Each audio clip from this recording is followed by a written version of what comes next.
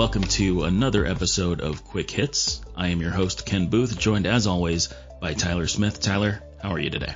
Good, Ken. I'm excited to be with you on this Friday.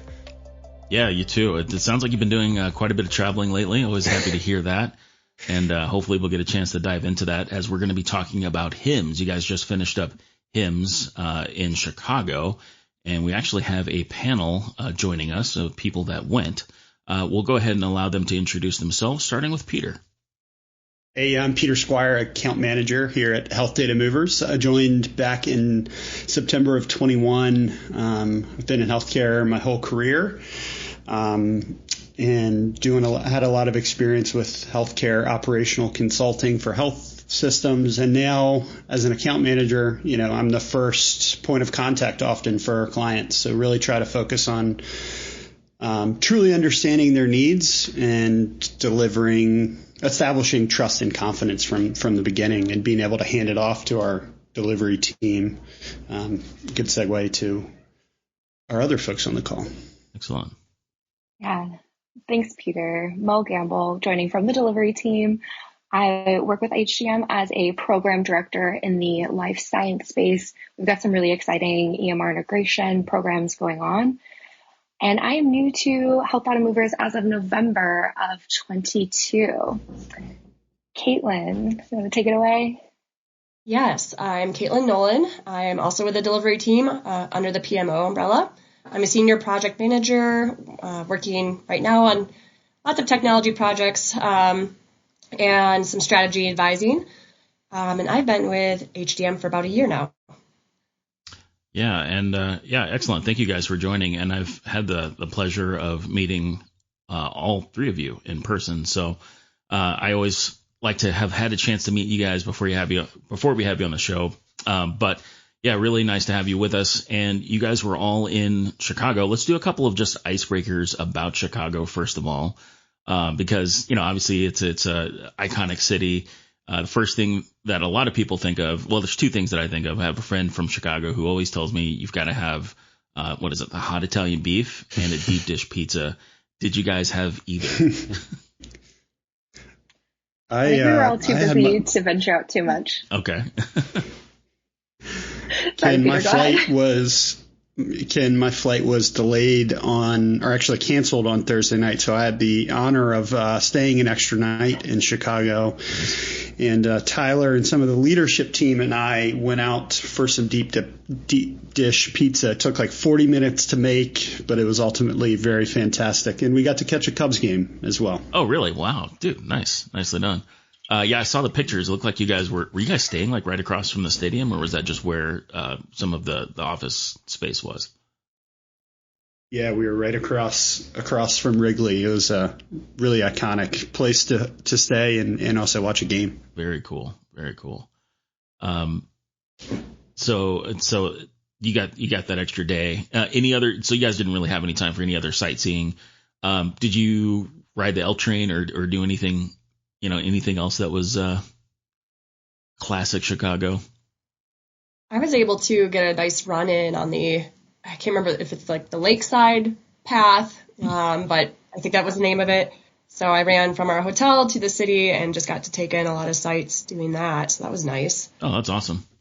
Good. It's always good to appreciate a little bit, whenever you're on a trip, even if it's quick, fast and quick, just to get a chance to kind of get outside and appreciate where you guys are. So that's good. Always glad to hear that.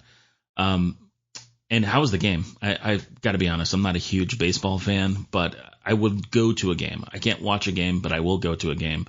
Was it an exciting game, or was it just your standard baseball game? It was, it's hard to be a standard baseball game at Wrigley. It was, the pageantry of going to a game at Wrigley was pretty fantastic. I think the Cubs lost. I'm maybe not remembering it exactly right, but just being there was the best part. It wasn't the most exciting game, but to go to an iconic stadium like that is, once in a lifetime. Very cool. Yeah, and I'll add, Ken, Peter, his flight got delayed or canceled, and so then he and Michael actually worked on closing a deal in the space we were meeting as a senior leadership team. And so I sat there with them all day, closed the deal, and then we went to the game. So it was a nice little celebration for the work he and Michael Martin put in, post closing on a Thursday night. They were working into the hours of the night, and we got to catch the end of the game. And then the next day, awesome. The next day when we were doing this Future Leadership Summit, it was across from the stadium, and I think the Cubs won 13-0, and it was literally a home run every 30 minutes, it felt like. So really cool to be in that part of Chicago post HIMSS. Very cool. Well, that's awesome. You should celebrate all of our wins. They're closing a deal with some kind of pageantry, et cetera. Yeah. So that's great, man. Well, cool. So now, as far as HIMSS is concerned, Caitlin and Mel, was this your first time going to HIMSS? It was my first time with HDM. So on the consulting vendor side, I had been to HIMSS before from the provider organization side. Okay, excellent. What about you, Mel? It was my first time going to HIMSS in the United States, yes. Oh, wow. Oh, so you've been to like international HIMSS? I did. I previously worked in the Epic Singapore office, and I went to HIMSS in Bangkok that year. Dude, that sounds amazing. Okay, we'll have to chat about that on probably your own episode, especially if you're going to tell us about HIMSS in Singapore or HIMSS in Bangkok. That's really cool. Awesome. So what did you guys think? I'll ask for your impressions then, Caitlin, and we'll start with you, Caitlin. Did you get a chance to, well, I guess I should ask this. What was the overall theme or trend that you noticed at HIMSS? Yeah, definitely AI was a big topic there. And it sounds like there was a better turnout this year since, the last few years we've been dealing with COVID. Mm-hmm. So I think the trend in the topic was AI, and people seem to be kind of coming out of their COVID fog and starting to attend things again. So that was nice to see as well. Excellent. That's really cool.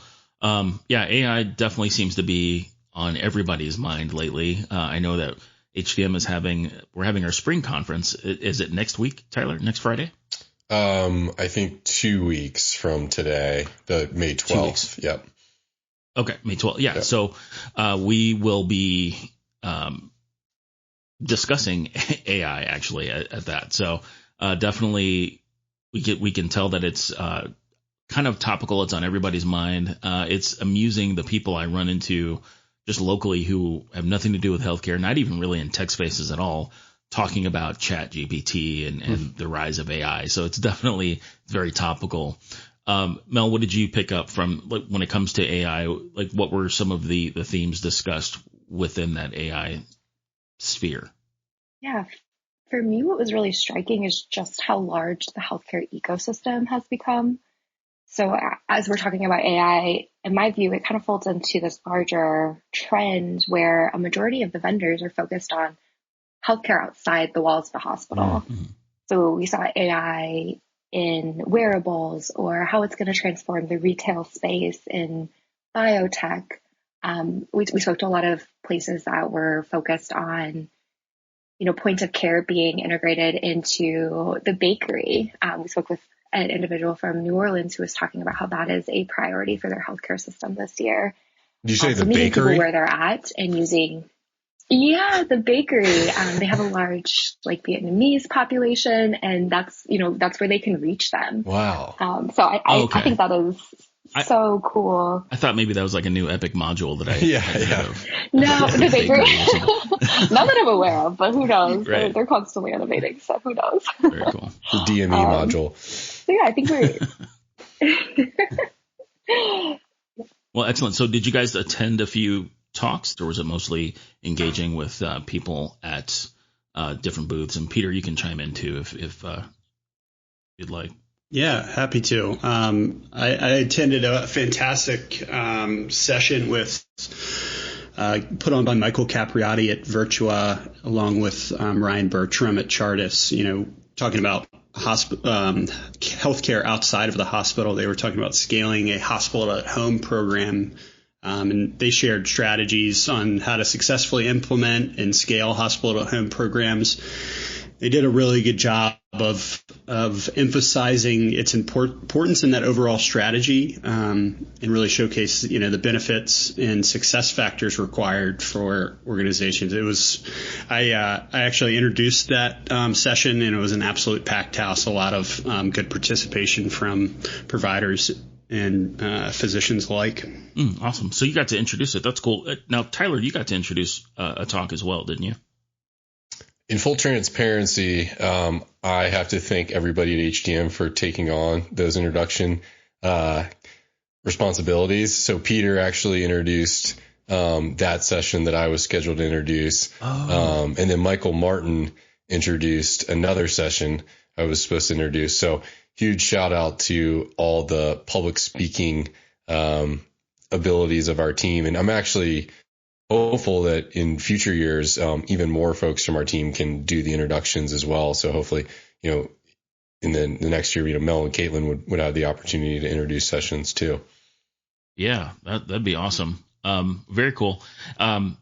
So when you're introducing that session, Peter, did you get an opportunity to kind of review the course material, or not the course, but the session material in advance? Did you have a relationship at all with the speaker?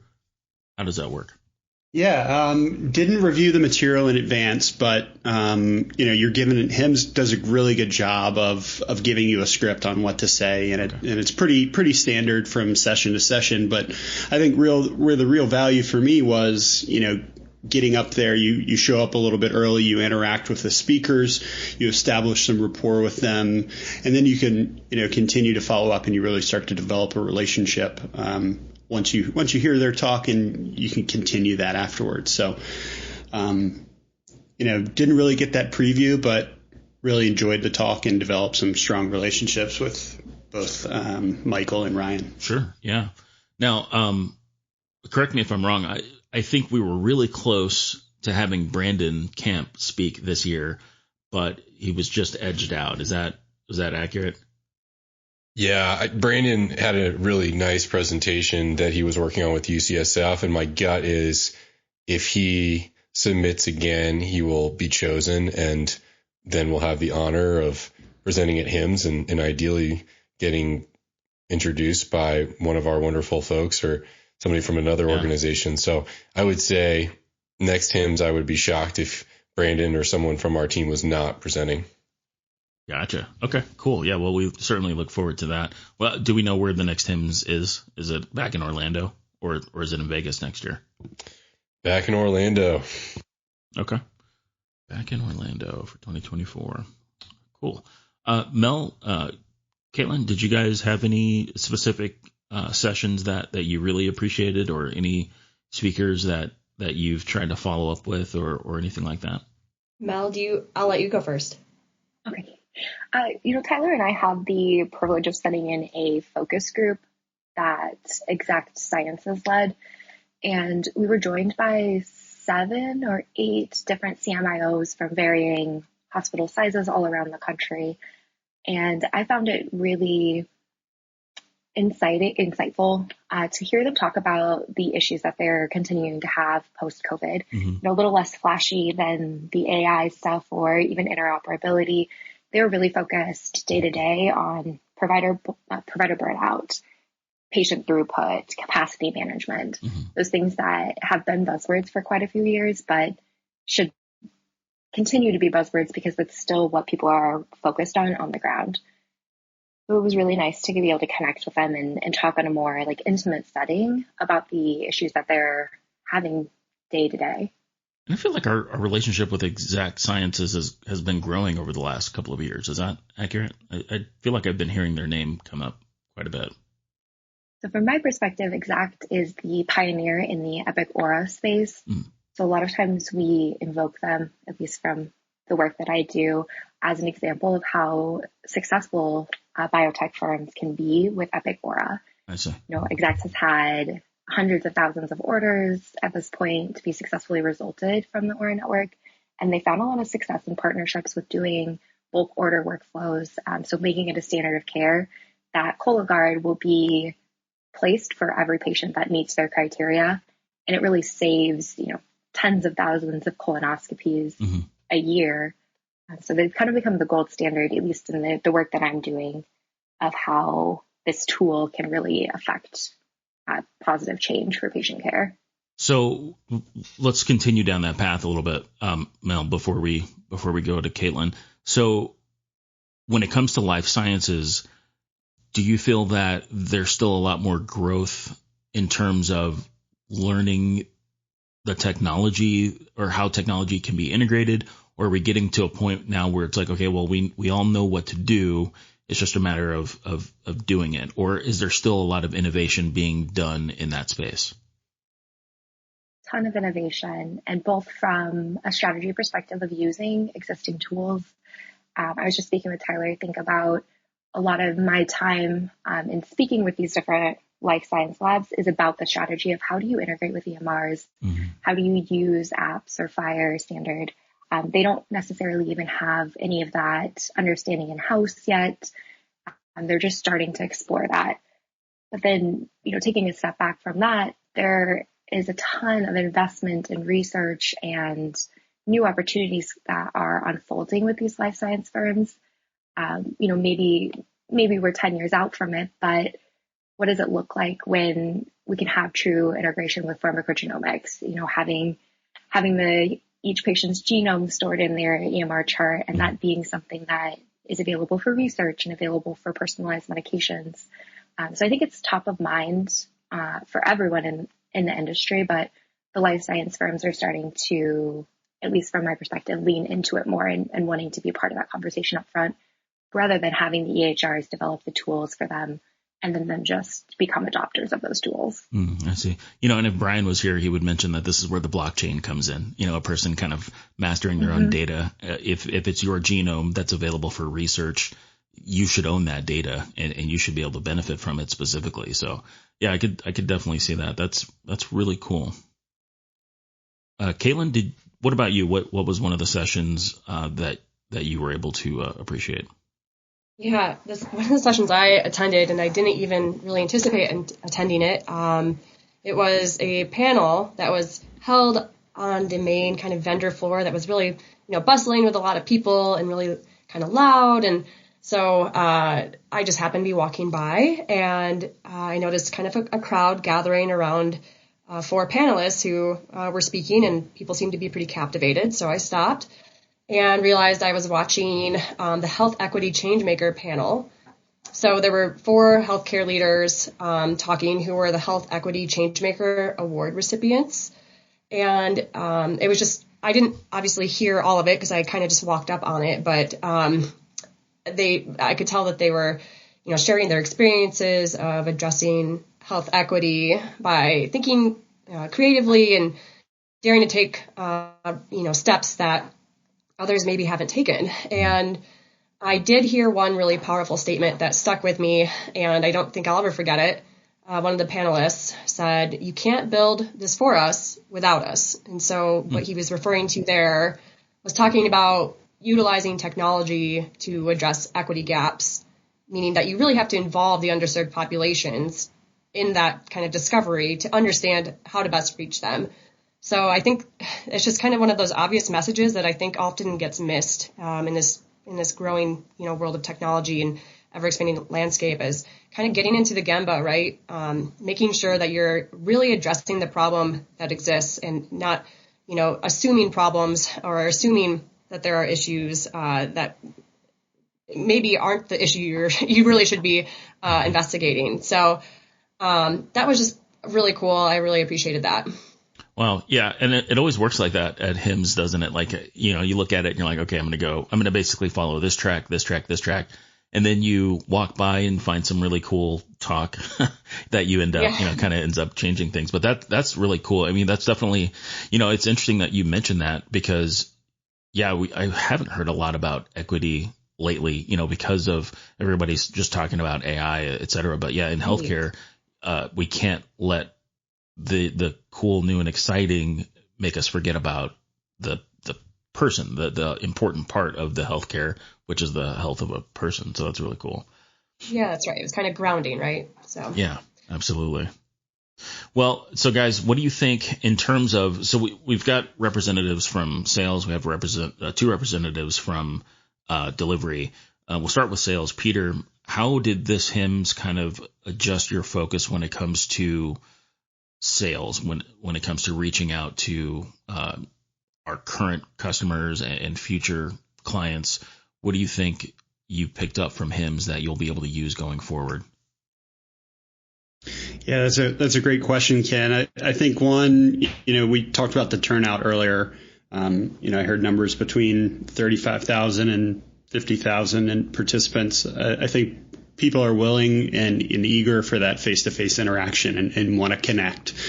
So really trying to get in front of current clients and, prospective clients as well, because as much as it's easy to jump on a Zoom, I think it's easier when you have face-to-face interactions to really understand what the client is looking for, and establish that trust and confidence. I think also being, talking about AI and how it can apply to things that we do.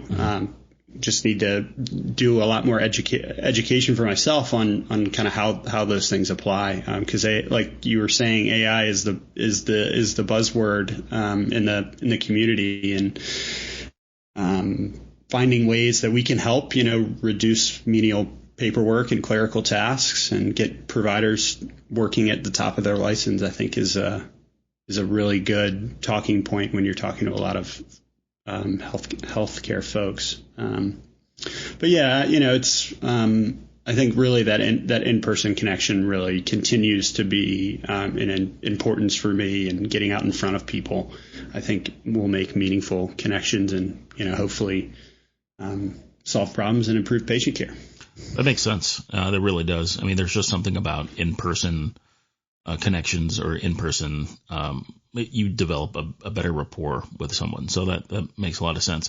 I am sad about one thing there. It sounds like there was one casualty of the rise of AI that I don't hear about any kind of virtual medicine anymore. Like a couple of years ago, there were, or maybe was it last year, there was a booth set up where basically they were kind of walking you through therapy in VR.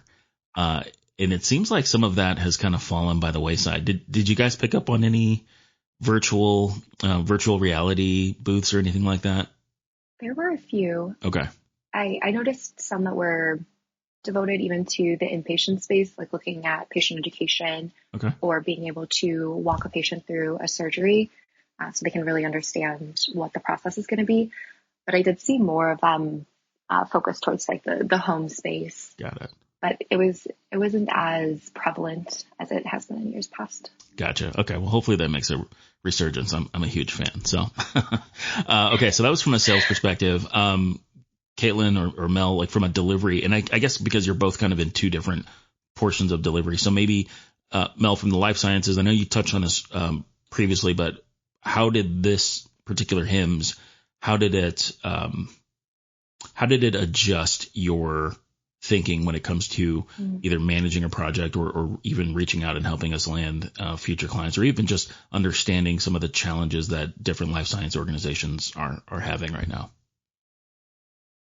Yeah, I think at a high level, it reaffirmed that we're looking in the right direction. Healthcare is trending more and more towards beyond the walls, and I think a lot of our health data movers outreach has been trending towards beyond the walls as well.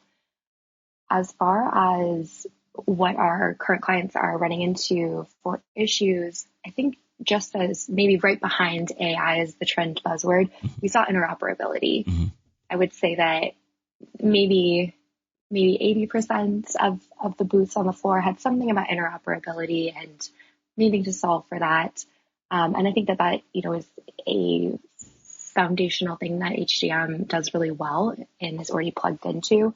But I think we're going to see a lot more opportunities for how do we move data and how do we connect all of these different vendors that were on the HIMSS floor with the healthcare organizations and with the patients. And did you say beyond the walls? Is that the phrase you used?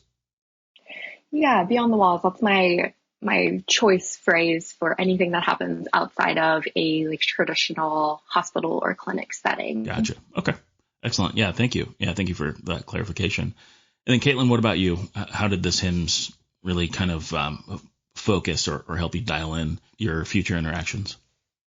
I think what I've had to kind of come to the conclusion of in a good way is I feel like at this point I've seen a lot of different types of projects, and I have a lot under my belt, upgrades and interfaces and standing up new service lines and new buildings. But I think what we're going to start seeing is stuff that we've never really had to do before. I mean, everyone is interested in the idea of the digital hospital and AI and different types of new interoperability and so I think it's exciting to be thinking about doing projects that are unlike any other project I've done. And so I think in this space we just have to remain flexible and take on the cool new projects that might seem maybe a little scary at first because it's not something we necessarily have experience in, but because we have the grit and the really smart people behind us, we choose to take those on. In fact, I've even heard from some people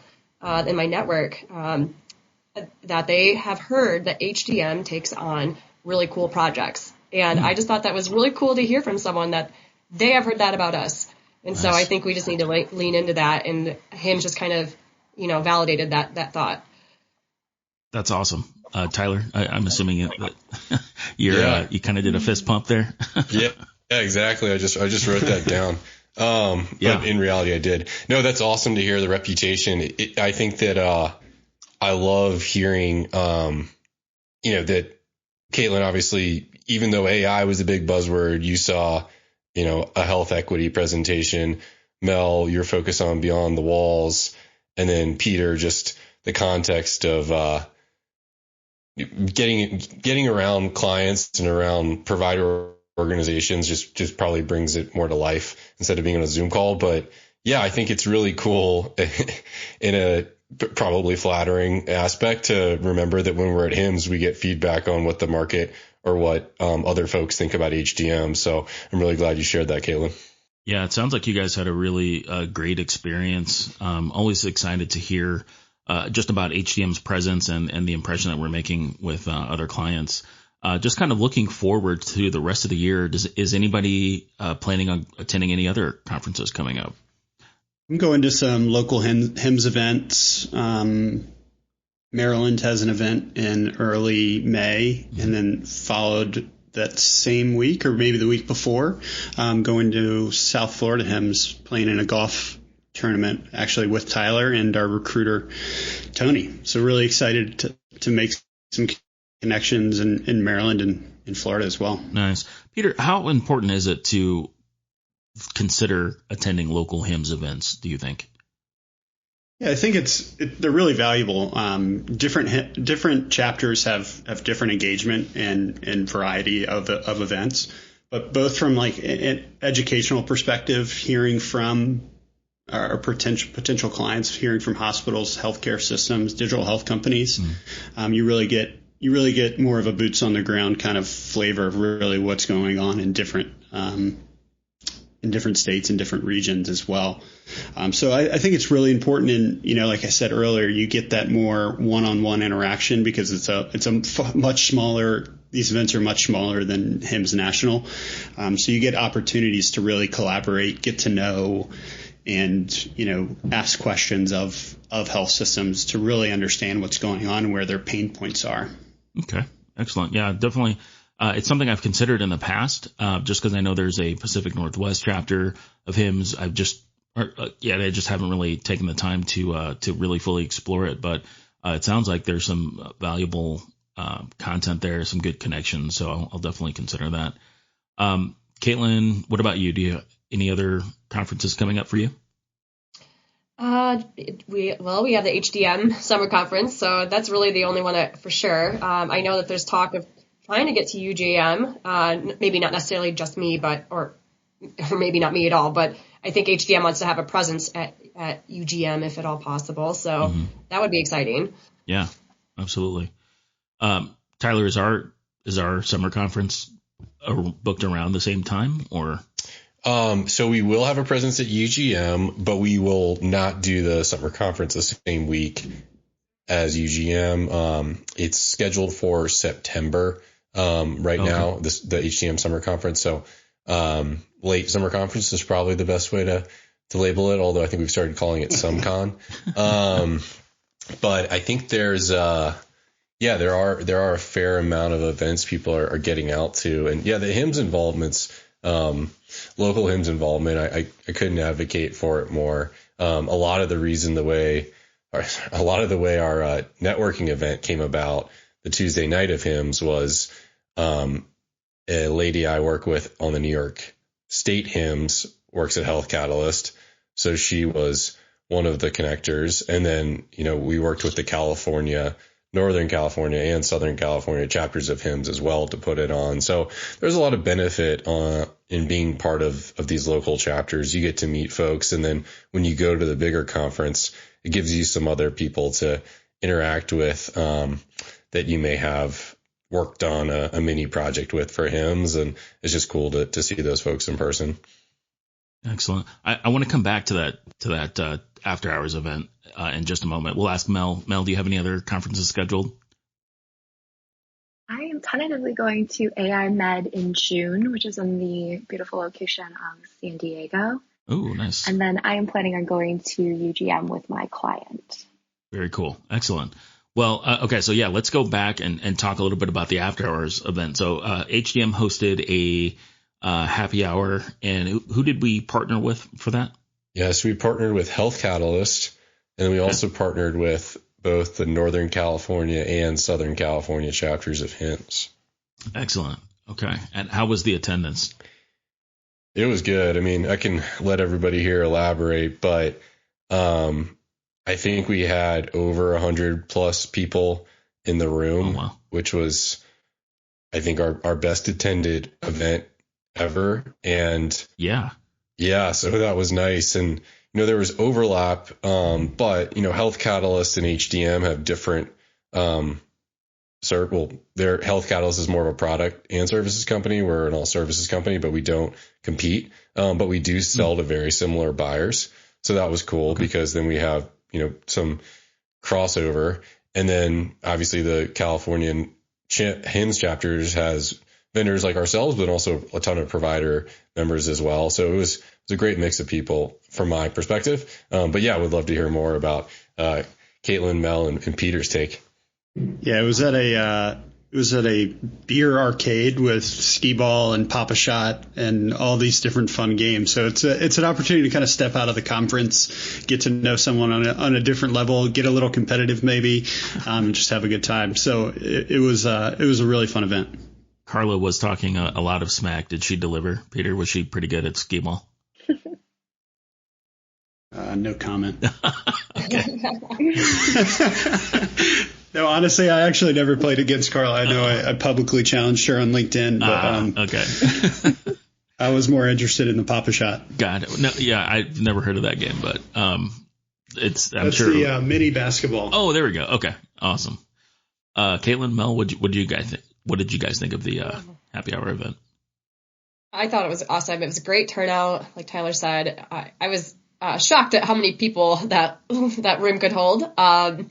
We were able to have a lot of great conversation with current and potential clients. And like we talked about, had the opportunity to have some great partnership there. I thought it really flew by, and I was sadly so ingrained in conversation that I totally missed out on skee ball. So I think that's the right answer, by the way. I think that's the right answer. You're probably too busy.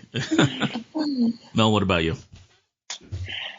I would probably just reiterate what everyone else has said. It was a really great time. It was a little more casual than the conversations that were happening on the HIMSS floor.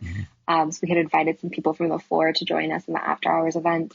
So it really just led itself nicely to wrapping up those conversations in a little more casual environment. And I also didn't get to compete in skee ball, but I did try to take down Michael Martin in Pop-A-Shot, and it did not work in my favor. Didn't happen. Okay. No. But you hit on something. I think he potentially hurt himself. I was about to say, I think Michael had an injury or some type of, he was on the DL the next day. So it was full contact Pop-A-Shot. Got it. Okay. So he was going really hard. You hit on something important, I think, for anybody attending any of these conferences. you almost get two versions of people that you speak with and connect with. I mean, you get the floor, they're on the floor, and if they're at a booth, they definitely have like the points that they have to hit.